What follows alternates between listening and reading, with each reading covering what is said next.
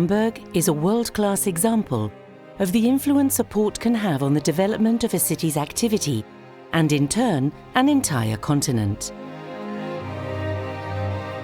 It is a port city. While this has happened in many cities that became port cities, and eventually the port overtook them, in Hamburg the symbiosis was complete. Hamburg is the best European city to demonstrate how a port needs its own pace of decision-making, attention, and governance, completely different from that of ordinary territory. Hamburg quickly obtained the status of a city-state. It did not depend directly on the national government, but within the city, there were people devoted exclusively to managing the city and the port, which was enormously positive. This extended to the homes and the way the city was governed, because ship owners were often the important families who controlled the city and the port together. Their houses would have the main facade opening onto the city's main street, while the rear faced the canals. The rear facade was vertical, so goods could be lifted to the warehouses. And the front facade was an elegant one with balconies, stairways, and grand entrances facing the main street. The fact that Hamburg's port is far from the sea allowed it to become the gateway for goods entering the rest of Europe.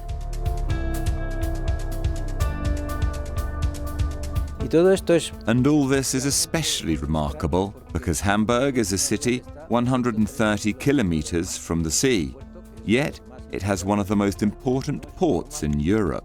It is unusual for a city to have a major port located that far from the coast. What seemed like a disadvantage became a great advantage. Ships could carry goods directly into Central Europe, and from there they were distributed via canals to major European cities. Goods arrived much sooner, transport was cheaper, and this created such strong trade that Hamburg's port remains one of Europe's most important ones today.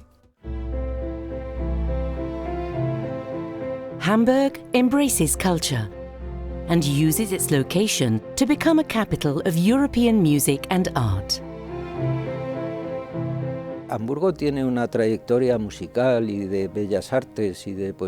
Hamburg has a splendid legacy in music, fine arts, poetry, and philosophy. We cannot go into much detail here, but this was the crowning touch for a city that creatively transformed its port, turning buildings originally meant for goods into ones designed for art and culture. This was a remarkable success, showing how the city has maintained an exemplary relationship between the port and the urban space to the present day. In the end, culture is breathing life into spaces that were, once again, left without purpose when the era of container shipping arrived. Before, ship owners handled merchandise directly, storing it in their homes and transporting it through the front or by canal to other destinations. But containers required dedicated spaces far from the city. The same happened in Hamburg. The container port moved far away and the vacated space had to be repurposed. Hamburg has endured many attacks throughout its history, both human-made and natural. Well, Hamburg was one of the most heavily bombed cities in the war. Probably the most, because the goal was less to destroy the city and more to disable the port and its entire industrial capacity. The river that brings wealth to the city also brings disease and disasters.